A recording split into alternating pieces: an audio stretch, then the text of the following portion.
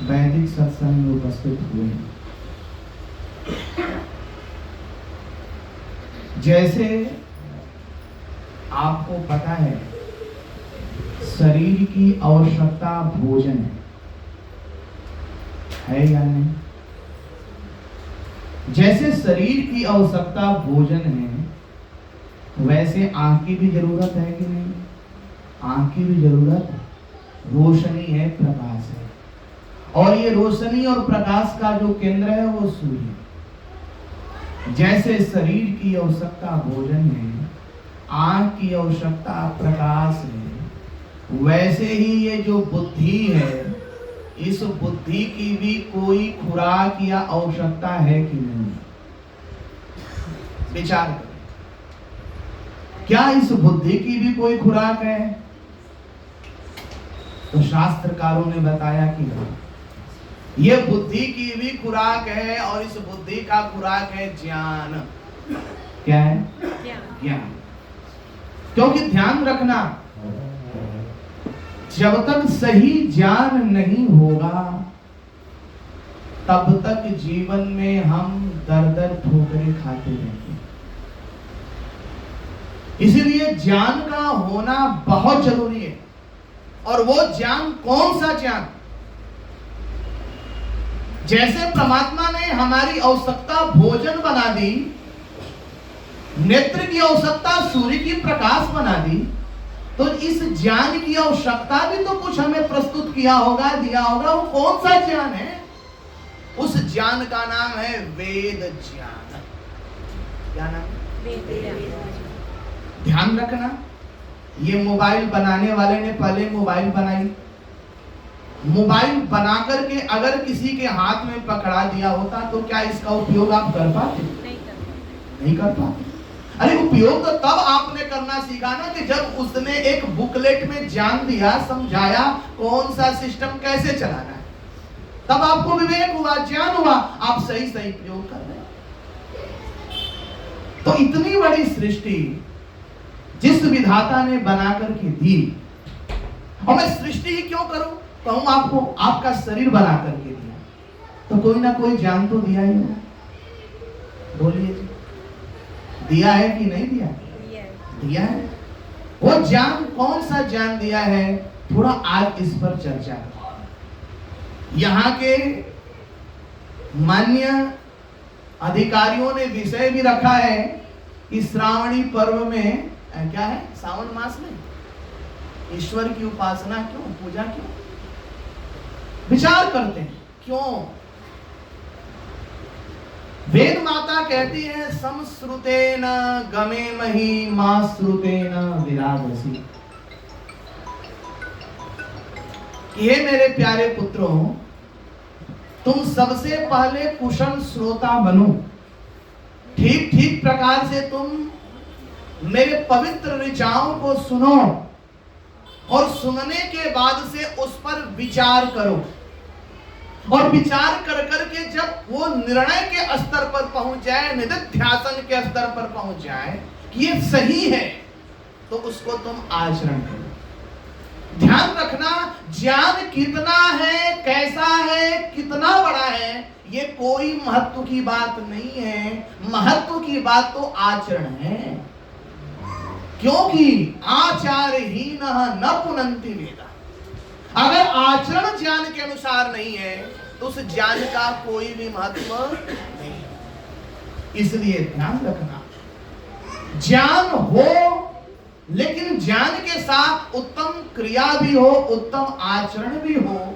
जब उत्तम आचरण होगा तब जाके हमारे जीवन के अंदर सुख भी मिलेगा, शांति भी मिलेगी, और आनंद की भी प्राप्ति होगी। ये संभव कैसे है?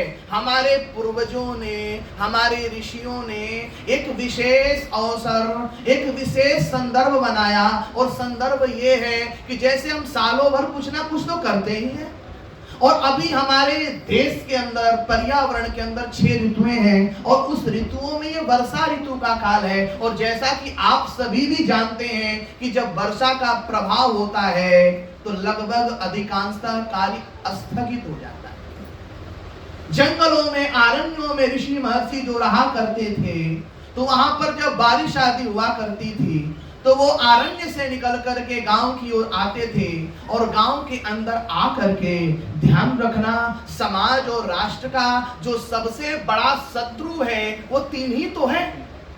पहला शत्रु का नाम है अज्ञान, दूसरे शत्रु का नाम है अन्याय और तीसरे शत्रु का नाम है अभाव। अर्थात वो ज्ञानी लोग, वो ऋषि लोग आकर के समाज में व्याप्त अज्ञानता का क्या करते थे? नाश करते थे, समझाते थे, बताते थे और हमें सही सही मार्गदर्शन देते थे। ध्यान रखना, ज्ञान और सत्संग की क्या आवश्यकता है? आप यहाँ आए हैं, यहाँ आने की क्या जरूरत है? अब तो बड़ा अच्छा भी साधन हो गया कि अब YouTube खोलो और सुनो, ऐसा भी तो हो गया। लेकिन आप यहाँ आए हैं, क्यों आए हैं? तो कहेंगे सुनने के लिए आए। लेकिन सुनना क्यों चाहते हैं आप? क्या इसका जवाब है? इसका जवाब यूं है कि जैसे सुनना यूं चाहते हैं ताकि हमारी विचार शक्ति, चिंतन की शक्ति, सोचने का जो दायरा है वो कुछ बेहतर हो, कुछ अच्छा हो, सकारात्मक हो, निगेटिव ना हो। क्योंकि ध्यान रखना, गिरता है विचार तो गिरता है आदमी, और उठता है विचार तो उठता है आदमी। अगर विचार गिर जाता है तो व्यक्ति दानव बन जाता है, और विचार जब उठते हैं तो व्यक्ति क्या बन जाता है? देवता बन जाता है। और देवता बनने के लिए वो सबसे उत्तम प्रक्रिया है, वो क्या है? संगतिकरण। क्या है? संगतिकरण। और यही कहता है, यही कहते हैं मनो, यथा यथा ही पुरुषः शास्त्रम समाधिगच्छति तथा तथा विजानाति विज्ञानम चास्य रोचते। जैसे जैसे व्यक्ति शास्त्र, महापुरुष, ईश्वर के सानिध्य को प्राप्त करता है, वैसे वैसे उसके जीवन के अज्ञान, अभाव, अंधकार धीरे धीरे क्षय होते चले जाते हैं। और क्या परिणाम होता है? उसकी ज्ञान, विवेक का स्तर इतना ऊंचा उठ जाता है, उस व्यक्ति की जो अंतःकरण की पवित्रता है वो पवित्रता निरंतर बनती चली जाती है। ध्यान रखना, दुनिया में शुद्धि हर चीज की जरूरत है। आप अपने शरीर को ही देखिए, क्या आप अपने शरीर की शुद्धि करते हैं कि नहीं करते? रोज करते हैं कि कभी कभी करते हैं? अच्छा, रोज ना करके कभी कभी किया जाए तो क्या दिक्कत है? काम चलेगा?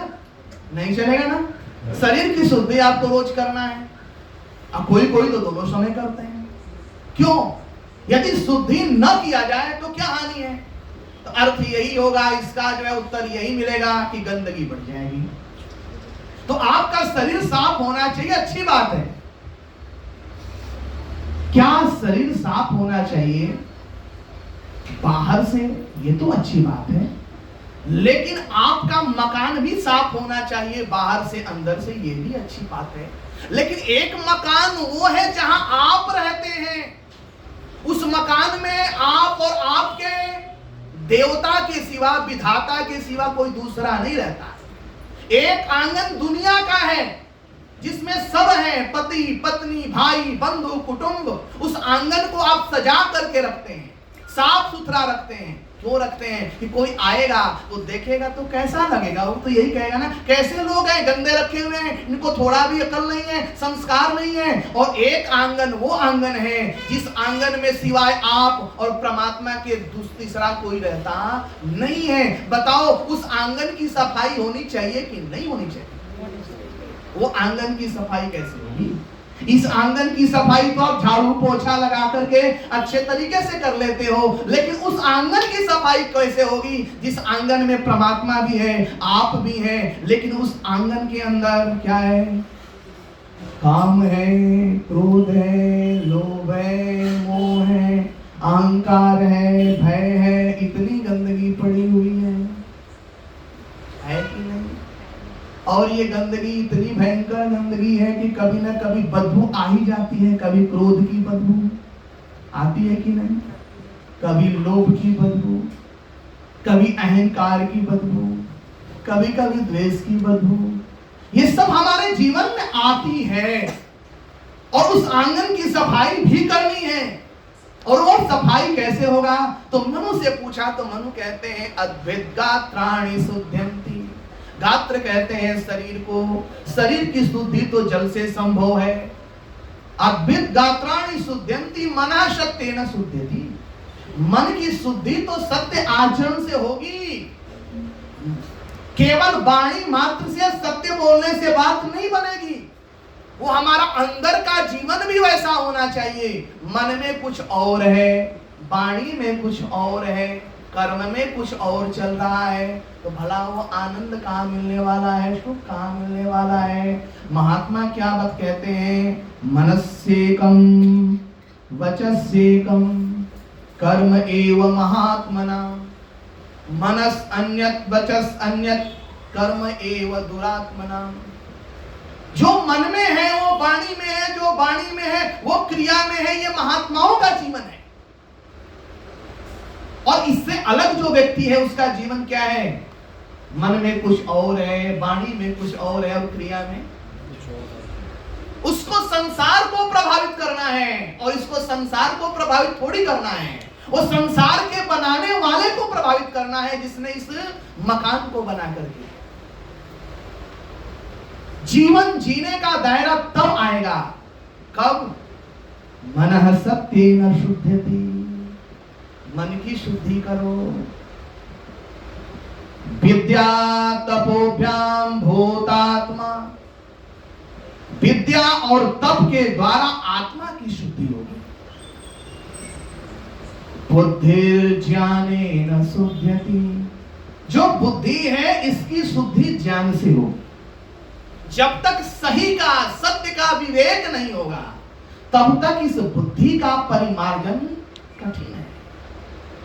सुनने वाले बहुत लोग बैठे हैं, कोई जरूरी नहीं है कि सबका चिंतन की धारा एक जैसी हो। क्या है? क्या नहीं। कुछ लोग तो कुछ और सोचेंगे, कुछ और सोचेंगे, कुछ और सोचेंगे।